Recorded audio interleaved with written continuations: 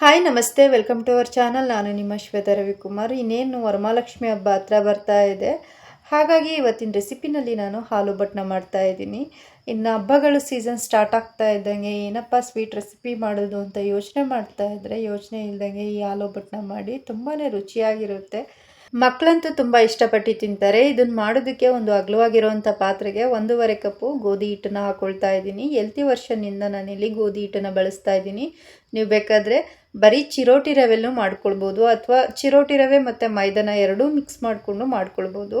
ಇವಾಗ ಗೋಧಿ ಹಿಟ್ಟನ್ನು ಹಾಕ್ಕೊಂಡಾದ್ಮೇಲೆ ಒಂದು ಸ್ವಲ್ಪ ಉಪ್ಪನ್ನ ಹಾಕ್ಕೊಂಡು ಡ್ರೈ ಮಿಕ್ಸ್ ಮಾಡ್ಕೊಂಡಾದ್ಮೇಲೆ ಸ್ವಲ್ಪನೇ ನೀರನ್ನ ಹಾಕ್ಕೊಂಡು ಚಪಾತಿ ಹಿಟ್ಟನ್ನು ಅದಕ್ಕೆ ಚೆನ್ನಾಗಿ ಕಲಿಸ್ಕೊಳ್ಬೇಕು. ಆನಂತರ ಸ್ವಲ್ಪ ಎಣ್ಣೆನ ಹಾಕಿ 1 ನಿಮಿಷ ಚೆನ್ನಾಗಿ ನಾದ್ಕೊಂಡಾದ್ಮೇಲೆ ಒಂದು ಲಿಡ್ನ ಕ್ಲೋಸ್ ಮಾಡಿ ಇದನ್ನು ಚೆನ್ನಾಗಿ ಹರಳೋದಕ್ಕೆ ಬಿಡಬೇಕು. ಅಷ್ಟರೊಳಗಡೆ ಒಂದು ಮಿಕ್ಸಿ ಜಾರ್ಗೆ 1 ಕಪ್ಪಷ್ಟು ತೆಂಗಿನಕಾಯಿ, 1 ಟೇಬಲ್ ಸ್ಪೂನಷ್ಟು ಗಸಗಸೆ, ಒಂದು 5ರಿಂದ 6 ಗೋಡಂಬಿ, ಒಂದು 5ರಿಂದ 6 ಬಾದಾಮಿ, 1 ಟೇಬಲ್ ಸ್ಪೂನಷ್ಟು ಹುರ್ಗಡ್ಲೆ, ಸ್ವಲ್ಪ ನೀರನ್ನ ಹಾಕಿ ನುಣ್ಣಗೆ ಗ್ರೈಂಡ್ ಮಾಡ್ಕೊಳ್ಬೇಕು. ಆನಂತರ ಒಂದು ಪಾತ್ರೆಗೆ ಟ್ರಾನ್ಸ್ಫರ್ ಮಾಡಿಕೊಂಡು ಸ್ವಲ್ಪ ನೀರನ್ನ ಹಾಕಿ ಒಂದ್ಸಲ ಮಿಕ್ಸ್ ಮಾಡಿ ಇದನ್ನು ಚೆನ್ನಾಗಿ ಕುದಿಯೋದಕ್ಕೆ ಬಿಡಬೇಕು. ಅಷ್ಟರೊಳಗಡೆ ಇನ್ನೊಂದು ಸೈಡು ಒಂದು ಪಾತ್ರೆಗೆ ಸಿಹಿಗೆ ತಕ್ಕಂತೆ 1 ಕಪ್ ಬೆಲ್ಲ, 1 ಕಪ್ ನೀರನ್ನ ಹಾಕ್ಕೊಂಡು ಬೆಲ್ಲನ ಕರಗಿಸ್ಕೊಳ್ಬೇಕು. ಹಾಗೆ ಯಾರಾದರೂ ಹೊಸಬ್ರು ನನ್ನ ವಿಡಿಯೋನ ನೋಡ್ತಾ ಇದ್ದರೆ ಪ್ಲೀಸ್ ಸಬ್ಸ್ಕ್ರೈಬ್ ಮಾಡ್ಕೊಂಡು ನೋಡಿ, ಹಾಗೆ ಒಂದು ಲೈಕ್ ಕೊಡಿ. ನೀವು ಒಂದು ಲೈಕ್ ಕೊಡೋದ್ರಿಂದ ನನಗೆ ಇನ್ನೂ ಒಳ್ಳೊಳ್ಳೆ ವಿಡಿಯೋ ಮಾಡೋದಕ್ಕೆ ಒಂದು ರೀತಿ ಮೋಟಿವೇಶನ್ ಸಿಕ್ತಂಗೆ ಆಗುತ್ತೆ. ಇವಾಗ ಬೆಲ್ಲ ಕರಗಿಸ್ಕೊಂಡಿರೋವಂಥ ನೀರನ್ನ ಈ ಕಾಯಿ ಹಾಲೊಳಗಡೆ ಸೇರಿಸ್ಕೊಳ್ತಾ ಇದ್ದೀನಿ. ಚೆನ್ನಾಗಿ ಶೋಧಿಸ್ಕೊಳ್ಬೇಕು, ಯಾಕಂದರೆ ಬೆಲ್ಲದಲ್ಲಿ ಕಲ್ಲೆಲ್ಲ ಇರುತ್ತೆ. ಹಾಗಾಗಿ ಈ ಥರ ಬೆಲ್ಲನ ಕರಗಿಸ್ಕೊಂಡು ಶೋಧಿಸ್ಕೊಂಡು ಹಾಕ್ಕೊಳ್ಬೇಕು.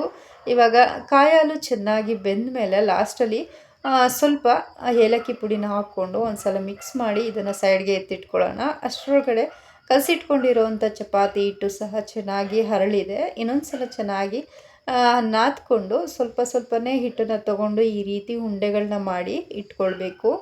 ಅನಂತರ ಗೋಧಿ ಹುಡಿನ ಉದುರಿಸಾದ್ಮೇಲೆ ಈ ಹಿಟ್ಟನ್ನು ಎರಡೂ ಸೈಡು ಡಿಪ್ ಮಾಡಿಕೊಂಡು ನೀಟಾಗಿ ಲಟ್ಟಿಸ್ಕೊಳ್ಬೇಕು. ನೋಡಿ, ಒಂದು ಹದವಾಗಿ ಲಟ್ಟಿಸ್ಕೊಳ್ಬೇಕು, ಜಾಸ್ತಿ ಮಂದಕ್ಕೂ ಲಟ್ಟಿಸ್ಕೊಳ್ಬಾರ್ದು, ಹಾಗೆಯೇ ತೆಳ್ಳಗೂ ಲಟ್ಟಿಸ್ಕೊಳ್ಬಾರ್ದು. ಈ ರೀತಿ ಒಂದು ಹದವಾಗಿ ಲಟ್ಟಿಸ್ಕೊಳ್ಬೇಕು. ಆನಂತರ ಕಾದಿರೋವಂಥ ಎಣ್ಣೆಗೆ ಇದನ್ನು ಹಾಕಿ ಎರಡೂ ಸೈಡು ಹೊಂಬಣ್ಣ ಬರೋವರೆಗೂ ನೀಟಾಗಿ ಬೇಯಿಸ್ಕೊಳ್ಬೇಕು.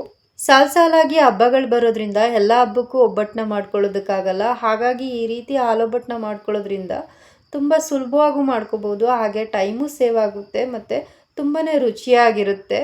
ನೋಡಿ, ಈ ರೀತಿ ಪೂರಿನ ಹೊಂಬಣ್ಣ ಬರೋವರೆಗೂ ಬೇಯಿಸ್ಕೊಳ್ಬೇಕು. ಇವಾಗ ಇದನ್ನು ಒಂದು ಪ್ಲೇಟ್ಗೆ ಸರ್ವ್ ಮಾಡ್ಕೊಳ್ಳೋಣ.